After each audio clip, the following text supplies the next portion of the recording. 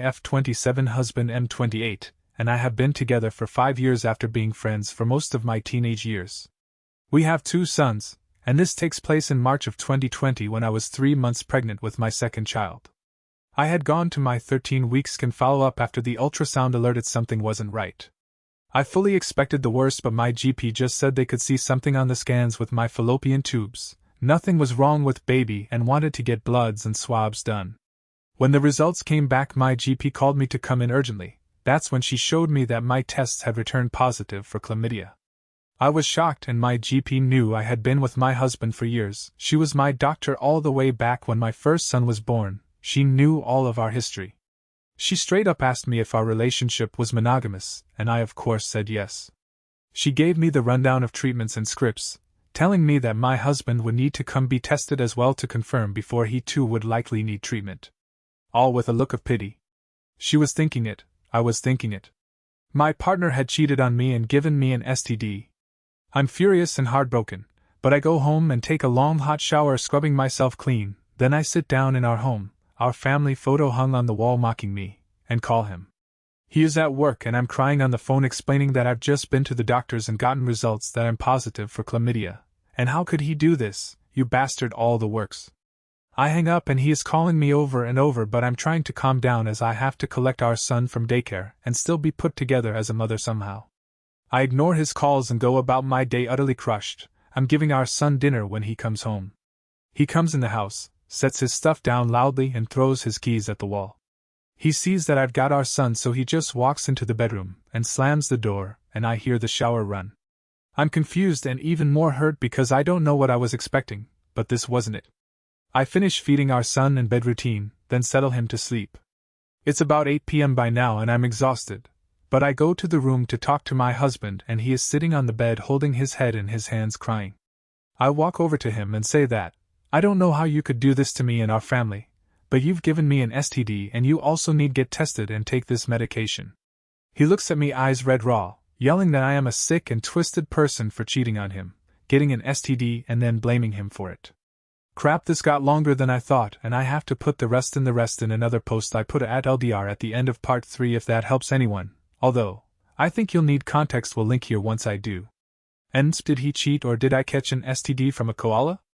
Point July 2nd, 2023 part 2. Sorry this got long, I'm just trying to explain it all clearly. So my husband is upset and visibly shaking and I can't fathom what he is saying. He thinks I'm the one who has been unfaithful and I'm just furious. I have never cheated and I hate cheating. It's a disgusting act to do to someone you love. But he is adamant that he also never strayed and our argument ends with us waking up our son, so I go to settle him. When I came out he had packed a bag and was leaving. He said he was going to stay with his parents for a bit.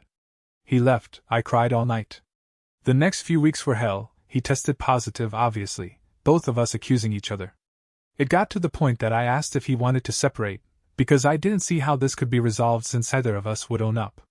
He said he would tell me the answer if the pregnancy I was carrying truly was his after a paternity test. We went and got the tests, and of course it was his child. We went to therapy, which never really solved anything. He eventually moved back in. All of our history combined with knowing that at the end of the day I loved this man and didn't want a broken family was a big part of why I eventually decided to just accept that he cheated and wouldn't own up to it. We just moved on with life, sure, a little less sunshine and joy like.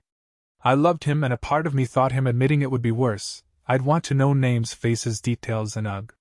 As more time went by I became okay with leaving it.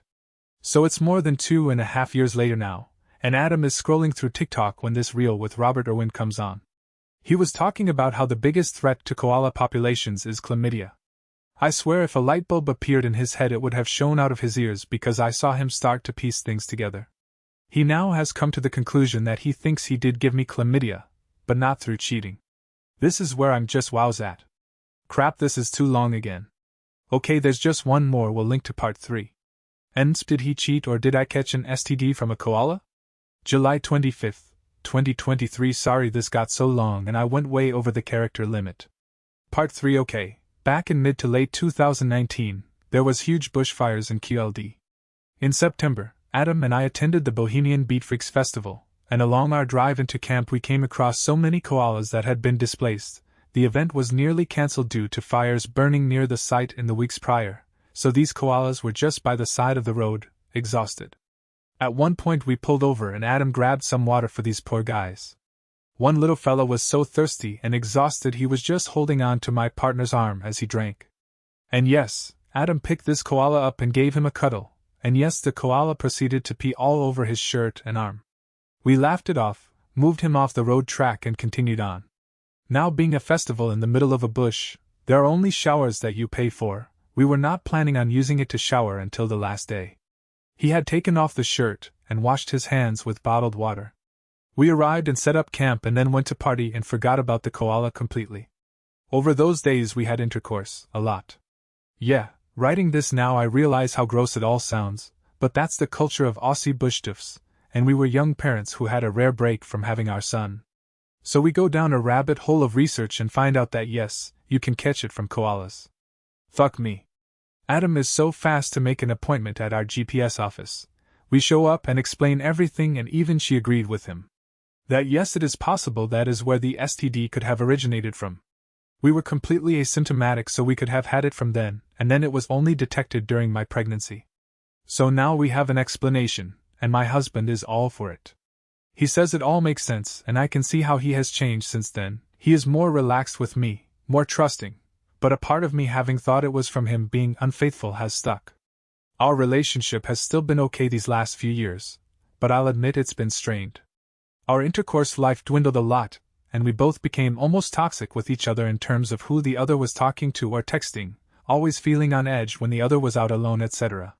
He would randomly come out with "you can tell me the truth and I'll still love you" so many times that would spark an argument, etc. And our friends who knew the story have ditched us long ago thinking that one of us was a cheater, and the other was stupid for staying. We learned to keep this part of our lives private to avoid all the bullcrap. Since finding this out, it's like my husband has changed again. He is back to the loving, affectionate, caring man he was before this started. He has accepted this explanation so easily.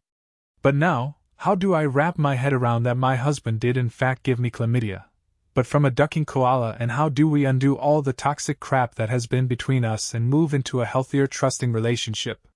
I still in ways feel as if he cheated on me, and I'm not able to completely let this go because truly, unless he says different, I'll never really know, and this seems too convenient to the whole situation to put me at ease. I just don't know. It sounds crazy, but this has been my life for nearly 3 years, with this new information stressing me out again this last 6 odd months. Molecular biologist here, I can second what Take It In has said. Someone cheated, and it wasn't the koala. I've never heard of someone blaming a marsupial for a STD. What a time to be alive. Their GP wanted no part in dealing with an obvious person sitting in denial. I want to feel bad, but it's clear after his admission this may not have been the first time, or he just used the night as an excuse to tell her about something from years prior. I think there was an episode of House where a couple both had herpes and refused to admit they cheated. House asked if they ever used public restrooms and said people could get it from toilet seats. One partner was like, "Well, that sounds plausible," and the other said it was utterly ridiculous.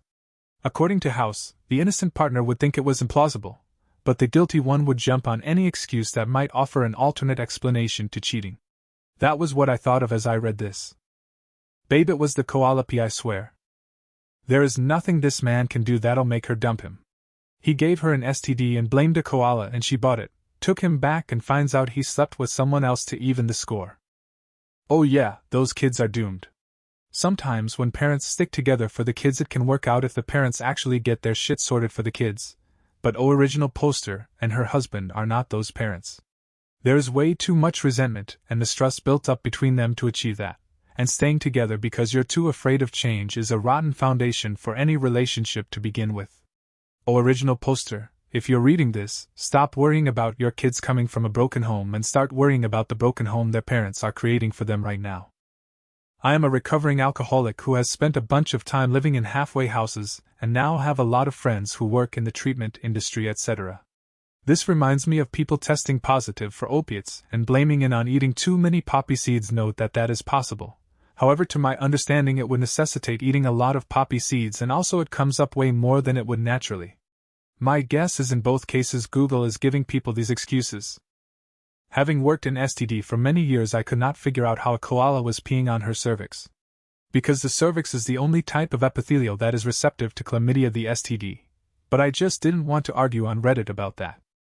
You know what would fix their marriage?